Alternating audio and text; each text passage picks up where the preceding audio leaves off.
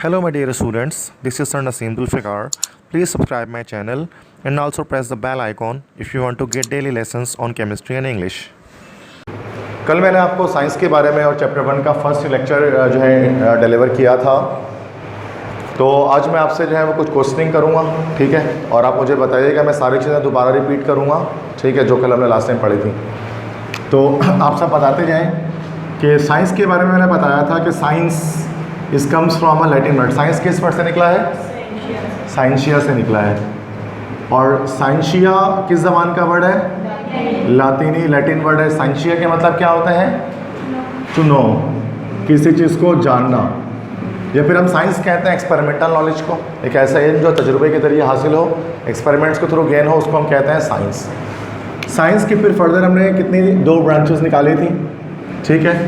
तो first branch was biological science and the second branch was physical science. तो हम biological science में क्या पढ़ते हैं और फिज़िकल साइंस में क्या पढ़ते हैं? बायोलॉजिकल साइंस में किन के बारे में पढ़ा जाता है? लिविंग थिंग्स के बारे में, जानदार चीज़ों के बारे में। और फिज़िकल साइंस में किन के बारे में पढ़ा जाता है? नॉन लिविंग थिंग्स के बारे में, बेजान चीज़ों के बारे में। और कल मैंने आपको बताया था लिविंग और नॉन लिविंग थिंग्स के बीच में क्या डिफरेंस है। रिप्रोडक्शन का, जो रिप्रोड्यूस होते हैं वो लिविंग थिंग्स होते हैं, और जो प्रोड्यूस नहीं हो सके वो नॉन लिविंग थिंग्स हैं, ठीक है। बायोलॉजिकल साइंस के फर्दर फिर हमने 2 क्लासिफिकेशन की थी। कौन कौन सी? First one was zoology and the second one was botany. तो ज़ूलॉजी को हम बायोलॉजी को उर्दू में कहा था हमने हयातियात, और ज़ूलॉजी को कहा था हैवानियात, और बॉटनी को कहा था नबातियात। तो ज़ूलॉजी के अंदर हम किस चीज़ को स्टडी करते हैं? एनिमल्स के बारे में स्टडी करते हैं, जानवरों के बारे में। और बॉटनी के अंदर किसको स्टडी करते हैं? प्लांट्स के बारे में, पौधों के बारे में इसमें स्टडी करते हैं, ठीक है। जब हम बात करें फिज़िकल साइंसेस की, तो फिज़िकल साइंसेस के अंदर फिर हमने फर्दर इसके 2 ब्रांचेस निकाले थे, ठीक है। First branch was chemistry and the second branch was physics. तो केमिस्ट्री को हमने उर्दू में कहा था दैट इज़ कीमिया, और फिज़िक्स को कहते हैं तबीयात। और केमिस्ट्री में किस चीज़ के बारे में डिस्कस करते हैं? यस, केमिस्ट्री में भी डिस्कस अबाउट मैटर, मादे के बारे में, मैटर के बारे में हम केमिस्ट्री में पढ़ते हैं। और मादे और मैटर किससे कहते हैं? जो चीज़ जगह घेरे और वज़न रखे, ठीक है। हर वो चीज़ जिसका मास हो, और मास के उसके अलावा उसका कोई ना कोई वॉल्यूम हो, उसको हम कहते हैं मैटर। और मैटर की 3 स्टेट्स होती हैं, जैसा कि आपने बताया था, सॉलिड लिक्विड गैस। स्टेट्स 3 होती हैं। और केमिस्ट्री में मैटर के बारे में हम 3 बातें पढ़ते हैं, ठीक है। मैटर के स्ट्रक्चर को पढ़ते हैं,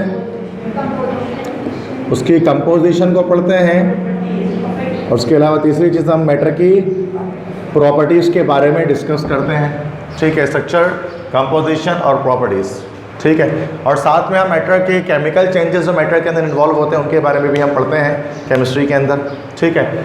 और फिज़िक्स के अंदर हम क्या पढ़ते हैं? मैटर का ताल्लुक़ किसके साथ? एनर्जी के साथ। मैटर का एनर्जी के साथ जो भी रिलेशन मौजूद है वो हम फिज़िक्स में स्टडी करते हैं। सो हियर मैंने बताया था क्लास 9 के अंदर हम केमिस्ट्री को स्टडी करेंगे, ठीक है, जो मेरा सब्जेक्ट है, जो कि मैं आपको पढ़ाऊँगा थ्रू आउट द ईयर, जिसमें टोटल हम 10 चैप्टर्स को स्टडी करेंगे, चैप्टर 1 टू चैप्टर 10, ठीक है।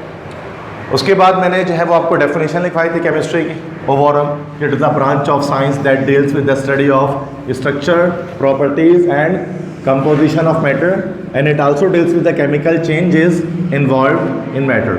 देन हमने ब्रांचेस ऑफ केमिस्ट्री के बारे में डिस्कस करना शुरू किया था। यस, हमने पढ़ा था कि 9 ब्रांचेज है केमिस्ट्री के। So again I am writing about all the branches of chemistry.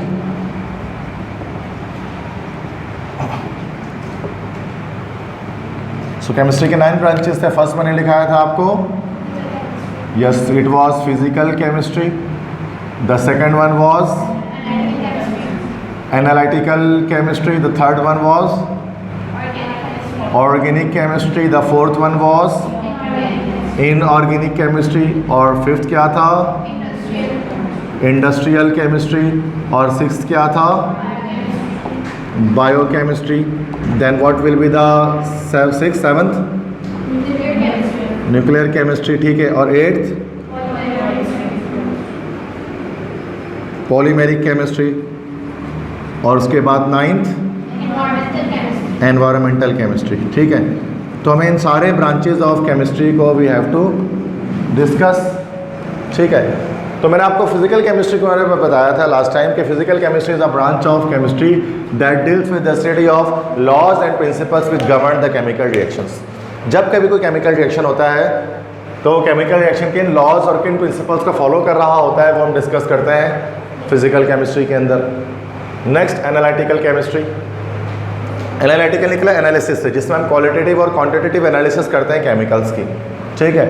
Analysis से मतलब तज्जिया करना, कि हम जानते हैं, हम बताते हैं कि आखिरकार के किसी कंपाउंड के अंदर कौन कौन से एलिमेंट से मिलकर के कंपाउंड बना है और उसमें कितने मिकदार हर एक जो है वो एलिमेंट की मौजूद है कंपाउंड के अंदर। तो क्वालिटेटिव और क्वांटिटेटिव ये दो एनालिसिस हम डिस्कस करते हैं इसके अंदर अपने लाइक एनवायरमेंटल केमिस्ट्री के अंदर, सॉरी एनालिटिकल केमिस्ट्री के अंदर। थर्ड आज हम डिस्कस करेंगे ऑर्गेनिक केमिस्ट्री। ऑर्गेनिक केमिस्ट्री क्या चीज़ होती है, यहाँ तक तो कोई मसला नहीं था, समझ में आ गई सारी चीज़। तो ऑर्गेनिक केमिस्ट्री हम डिस्कस करते हैं, इसको हम लोग उर्दू में कहते हैं नामियाती कीमिया। इसकी 3 डेफिनेशन है ऑर्गेनिक केमिस्ट्री की। याद रखिएगा ऑर्गेनिक का जो वर्ड है वो निकला है किसके अंदर से, ऑर्गेनिज्म से या लिविंग ऑर्गेनिज्म से। तो ऑर्गेनिक केमिस्ट्री में पढ़ते हैं वो ब्रांच ऑफ केमिस्ट्री है that deals with the study of those compounds which we get from living organism, ठीक है। तो ऑर्गेनिक केमिस्ट्री में हम पढ़ते हैं उन कंपाउंड्स के बारे में जो हमें लिविंग ऑर्गेनिज्म से या जिंदा अजसाम से हासिल होती हैं, जैसा प्लांट्स और एनिमल्स से जो कंपाउंड्स हमें हासिल होते हैं।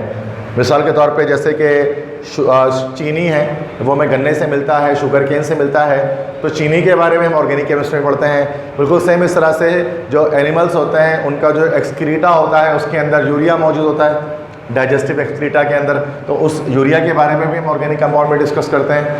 इस तरह से जो है वो चावल में या आलू में या आटे में स्टार्च होता है, तो स्टार्च एक ऑर्गेनिक कंपाउंड है, लिविंग ऑर्गेनिज्म से हासिल होता है, तो उसको हम ऑर्गेनिक केमिस्ट्री में स्टडी करते हैं। तो ऑर्गेनिक केमिस्ट्री वो ब्रांच ऑफ केमिस्ट्री जिसमें हम सिर्फ उन कंपाउंड्स के बारे में पढ़ते हैं जो हमें जिंदा चीज़ों से, जिंदा अशिया से, जानदार अशिया से हासिल होती हैं, जैसे कि प्लांट्स और एनिमल्स हैं, ठीक है। एक तो ये डेफिनेशन है, मैंने बताया 3 डेफिनेशन डिस्कस करेंगे, ठीक है। सेकेंड डेफिनेशन क्या है, it is a branch of chemistry that deals with the study of carbon compounds. Organic chemistry is also called the study of carbons. Carbon compound की स्टडी भी हम जो है वो ऑर्गेनिक केमिस्ट्री को कहते हैं, ठीक है। जैसे कि सारे के सारे ऑर्गेनिक कंपाउंड जो होते हैं उनमें कार्बन मौजूद होता है। तो कार्बन एक एलिमेंट है, पीरियोडिक टेबल के अंदर 118 एलिमेंट्स हैं, उनमें से एक एलिमेंट आपका कार्बन है। तो कार्बन की जो स्टडी है वो कहलाती है ऑर्गेनिक केमिस्ट्री। कार्बन कंपाउंड्स, ऐसे कंपाउंड्स जिनमें कार्बन लाजमी मौजूद हो, ठीक है। अच्छा, कुछ ऐसे कंपाउंड्स भी हैं, अच्छा कंपाउंड्स किसे कहते हैं, do you know? What are compounds? You know compounds किसे कहते हैं? दो एलिमेंट से मिलकर जो है वो कंपाउंड की फॉर्मेशन होती है। जब एलिमेंट्स आपस में कंबाइन होते हैं तो फिर कंपाउंड की फॉर्मेशन होती है। और एलिमेंट्स पता है किसे कहते हैं? What are elements? Elements are the pure substances. ये प्योर सब्सटेंसेस और प्योरेस्ट स्टेट के अंदर पाए जाते हैं तो उनको हम एलिमेंट्स कहते हैं।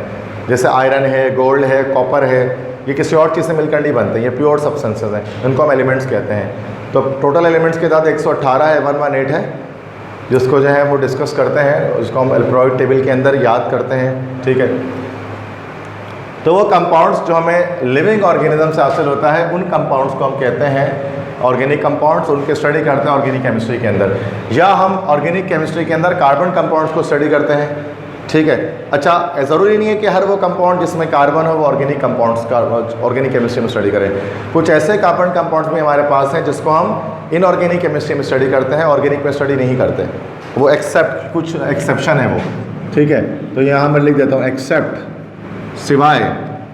अब कौन कौन से compounds? Except CO, carbon monoxide, carbon dioxide, carbonates, bicarbonates and carbides.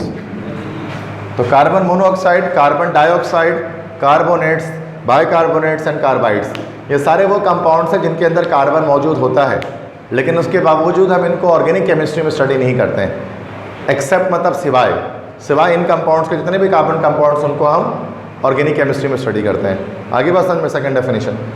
Third definition organic chemistry की बनती है, it is the branch of chemistry that deals with the study of hydrocarbons. ये वो ब्रांच ऑफ केमिस्ट्री है जिसमें हम hydrocarbons के बारे में स्टडी करते हैं। और हाइड्रोकार्बन्स क्या होते हैं? हाइड्रोकार्बन्स आर दोज कंपाउंड जिनमें दो एलिमेंट्स होता है। हाइड्रोकार्बन का मतलब क्या हो गया? Hydrogen plus carbon.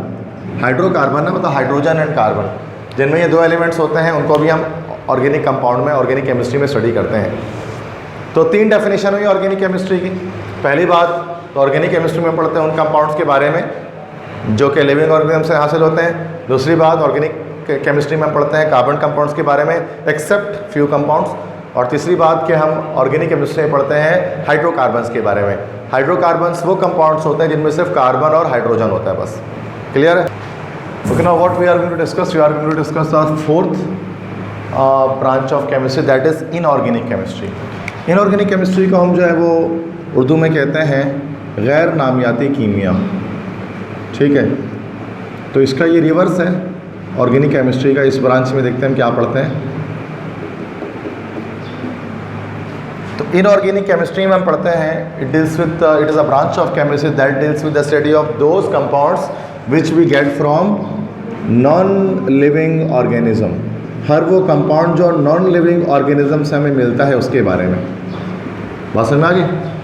मतलब लिविंग ऑर्गेनिज्म से जो कंपाउंड मिलते हैं तो उनको हम डिस्कस करते हैं ऑर्गेनिक केमिस्ट्री में, और वो कंपाउंड जो नॉन लिविंग थिंग से हासिल होते हैं उनको हम डिस्कस करते हैं इनऑर्गेनिक केमिस्ट्री में।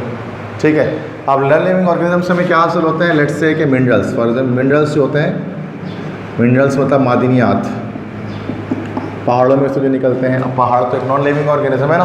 अब पहाड़ से हासिल हुए मिनरल्स, मादनियात बहुत किस्म के, जैसे जिप्सम है या फिर जैसे कि कैल्शियम कार्बोनेट है, इन या लाइम स्टोन, संगमरमर, मार्बल वगैरह, स्टोन्स डिफरेंट तरह के, ग्रेनाइट वगैरह, उन सब को हम डिस्कस करते हैं इनऑर्गेनिक केमिस्ट्री के अंदर। मतलब ये ऑर्गेनिक का उलट है, रिवर्स है। बात समझ में आ गई? Okay, next we have the fifth branch that is industrial chemistry, जिसको हम कहते हैं सनती कीमिया। इसमें पढ़ते हैं कि इंडस्ट्रियल केमिस्ट्री के अंदर हम डिस्कस करते हैं कि how to prepare the compound in chemical industries. कि केमिकल इंडस्ट्रीज़ में हम कैसे किसी कंपाउंड की फॉर्मेशन करते हैं। इसी इंडस्ट्रियल केमिस्ट्री को हम लोग जो है वो अप्लाइड केमिस्ट्री भी कहते हैं। ठीक है, तो वो केमिस्ट्री जो कि इंडस्ट्रीज़ में जाकर अप्लाई होती हैं। अब आपको पता है कि जो डिफरेंट केमिकल कंपाउंड्स को बनाया जाता है, उसको बनाने के दो तरीके होते हैं हर कंपाउंड को बनाने के। एक होती है लेबोरेटरी प्रिपरेशन और एक होती है इंडस्ट्रियल प्रिपरेशन। दोनों में एक फ़र्क होता है। लैब में अगर आप कोई कंपाउंड को बना रहे हो तो उसको अलग तरह से बनाया जाता है, और इंडस्ट्री में अगर आप किसी कंपाउंड को बना रहे हो उसको अलग अंदाज से बनाया जाता है। क्योंकि लैब में जब आपको चीज़ें बनानी होती हैं ना, जब आपको केमिकल्स बनाने होते हैं तो बहुत लिटिल अमाउंट में, बहुत थोड़ी सी मिकदार में आप बनाते हैं। क्योंकि मकसद आपका क्या होता है? जस्ट नॉलेज गेन करना, जस्ट प्रॉपर्टीज़ को चेक करना। ये मकसद होता है कि हम थोड़ी सी अमाउंट में, लिटिल अमाउंट में कंपाउंड्स को प्रिपेयर करते हैं लैब के अंदर। लेकिन जब इंडस्ट्री की बात करते हैं, इंडस्ट्री में वेरी ह्यूज अमाउंट, एक बहुत बड़ी मिकदार में हम जो है वो कंपाउंड्स को बनाते हैं। बड़ी मिकदार में बनाने की वजह क्या होती है? बिकॉज चूँकि अब वहाँ पर तो प्रॉफिट जनरेट करना है ना, इंडस्ट्रीज़ को तो बनाकर चीज़ों को मार्केट में सप्लाई करना है, बेचना है।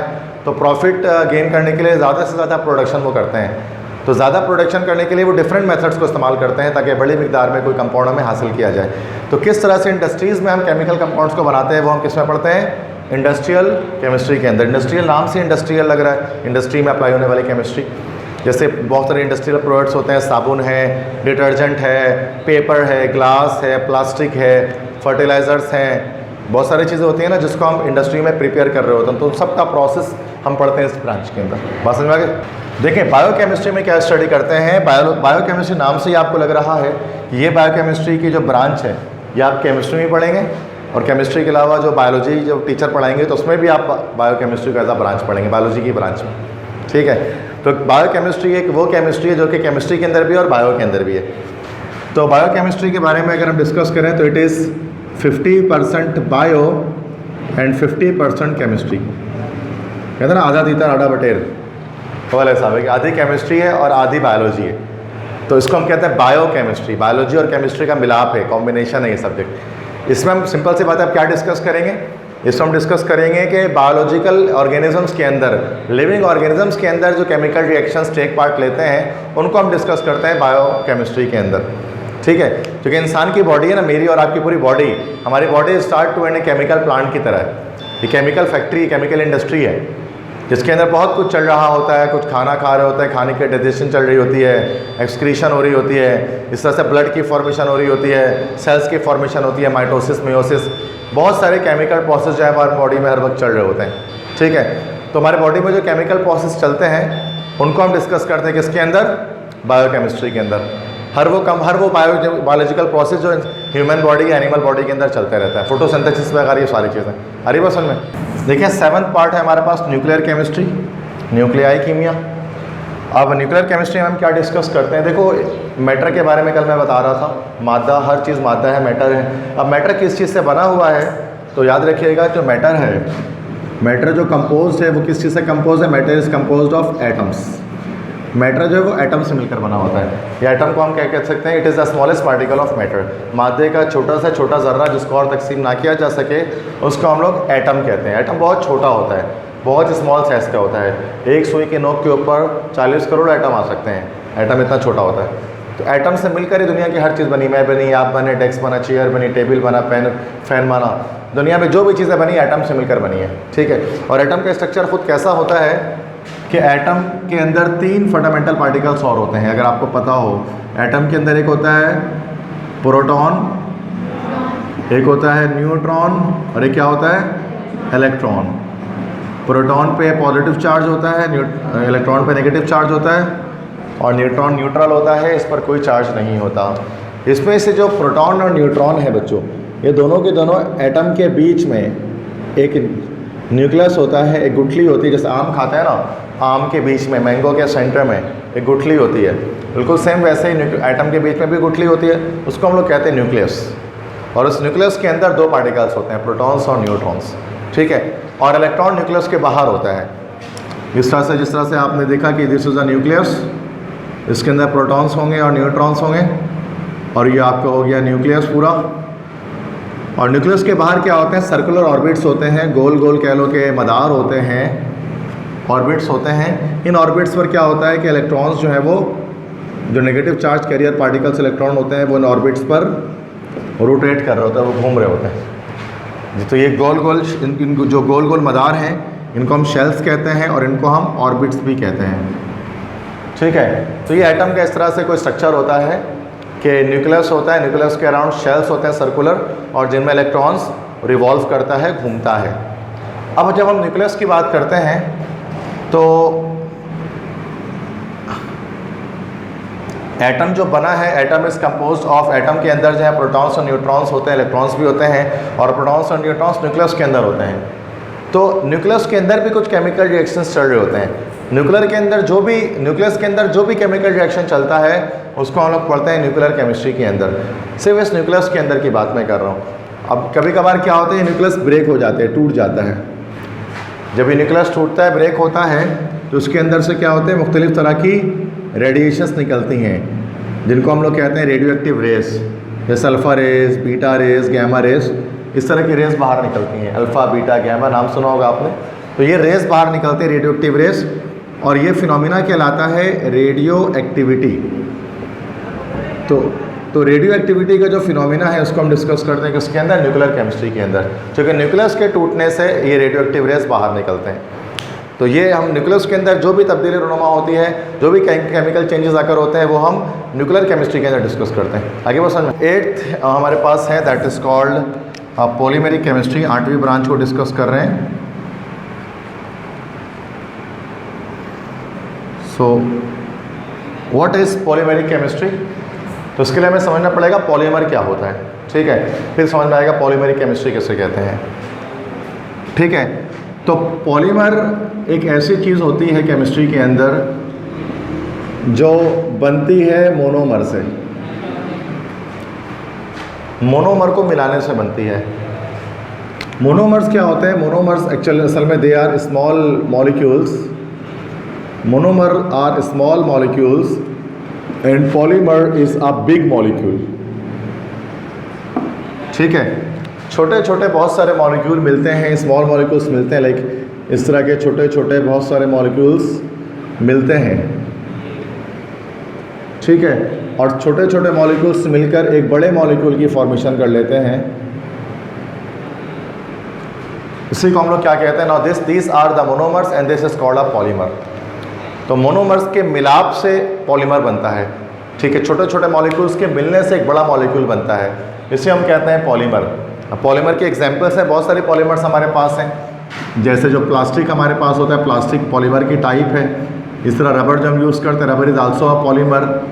इस तरह से जब हम फाइबर इस्तेमाल करते हैं, डिफरेंट फाइबर्स मतलब लाइक जो कपड़े के लिए धागे वगैरह बनते हैं, ठीक है, लिनन वगैरह, नायलॉन वगैरह, ये सारे भी पॉलीमर्स होते हैं। तो जितने रबर्स हैं, प्लास्टिक हैं, सिंथेटिक फाइबर्स हैं, ये सारे के सारे पॉलीमर्स कहलाते हैं। तो पॉलीमर्स जिस तरीके से बनते हैं, जिस प्रोसेस से बनते हैं, वो प्रोसेस कहलाता है पॉलीमराइजेशन।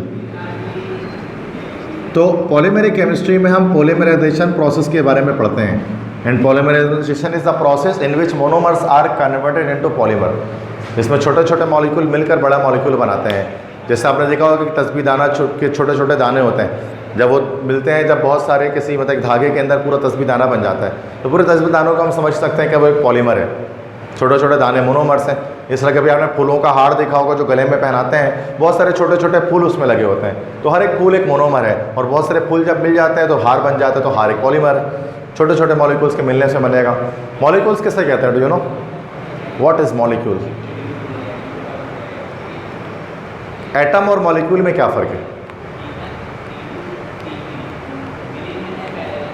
देखिए, एटम सिंगल होता है, मॉलिक्यूल कंबाइंड होता है। एटम सिंगल है, और जब एटम्स कंबाइन होते हैं, मिलते हैं, तो मॉलिक्यूल बन जाते हैं। मेरी बात समझ रहे हो? एक एटम है ना, ये क्या? हाँ, जब दो एटम्स मिल जाएंगे तो मोनोमर्स बन जाएंगे, और बहुत सारे मोनोमर्स मिल जाएंगे तो पॉलीमर्स बन जाएंगे, है ना। एटम्स के मिलने से मॉलिक्यूल्स बनते हैं। मॉलिक्यूल जैसे कि मोनोमर्स बन गए, अब बहुत सारे मॉलिक्यूल्स मिल गए, मतलब बहुत सारे मोनोमर्स मिल गए, तो एक पॉलीमर बन गया, बड़ा मॉलिक्यूल बन गया। तो व्हाट इज़ मॉलिक्यूल? मॉलिक्यूल किसे कहते हैं? Molecule is actually the combination of atoms. Atoms के मिलने से मॉलिक्यूल बन जाता है। एटम अकेला होता है और मॉलिक्यूल कंबाइंड स्टेट में होता है। हरी बात समझ में? ठीक है। इन्वायरमेंटल केमिस्ट्री, माहौलियाती कीमिया। इन्वायरमेंट किसे कहते हैं? माहौल किसे कहते हैं? लास्ट ब्रांच डिस्कस करेंगे, that is a 9th branch. Environment किसे कहते हैं? माहौल क्या कहलाता है? हमारे इर्द गिर्द की चीज़ें, हमारे गर्दनवा, हमारी सराउंडिंग, हमारा एटमॉस्फेयर, है ना, वो कहलाता है हमारा इन्वायरमेंट, हमारा माहौल, कि माहौल कैसा है। अब इन्वायरमेंट के अंदर भी क्या होता है? इन्वायरमेंटल केमिस्ट्री में हम क्या पढ़ते हैं कि इन्वायरमेंट के अंदर जो केमिकल चेंजेस इन्वॉल्व होती हैं, उनको हम पढ़ते हैं इन्वायरमेंटल केमिस्ट्री के अंदर। मिसाल के तौर पर हवा, एटमॉस्फेयर में 78% नाइट्रोजन गैस है और 21% ऑक्सीजन गैस है। ठीक है, और इसकी वजह से सांस लेते हैं ऑक्सीजन गैस की वजह से। लेकिन बहुत बार क्या होता है कि हम गाड़ियों का धुआं वगैरह क्या करता है कि इस माहौल को ख़राब करना शुरू कर देता है ना। और क्या होना शुरू हो जाता है? पॉल्यूशन होना शुरू हो जाता है, आलूदगी होनी शुरू हो जाती है, water pollution, air pollution, soil pollution, different तरह के पॉल्यूशंस के बारे में हम स्टडी करते हैं एनवायरमेंटल केमिस्ट्री के अंदर, कि किस तरह से जो है वो एनवायरनमेंट में केमिकल चेंजेस इन्वॉल्व होती हैं। ठीक है, वो हर तरह की केमिकल चेंजेस को हम डिस्कस कर रहे हैं जो माहौल के अंदर तब्दीली आती है। पानी है, साफ़ पानी है, वो गंदा हो जाता है। ठीक है, इस तरह के समंदर का पानी है, उसके अंदर जो है वो इंडस्ट्रियल वेस्ट डाला जाता है, वेस्ट मटेरियल, जो कि क्या करता है, समंदर के पानी को टॉक्सिक कर देता है, जहरीला कर देता है। इन सब चेंजेस के बारे में पढ़ते हैं हम एनवायरमेंटल केमिस्ट्री के अंदर। अरे बस समझे सबको?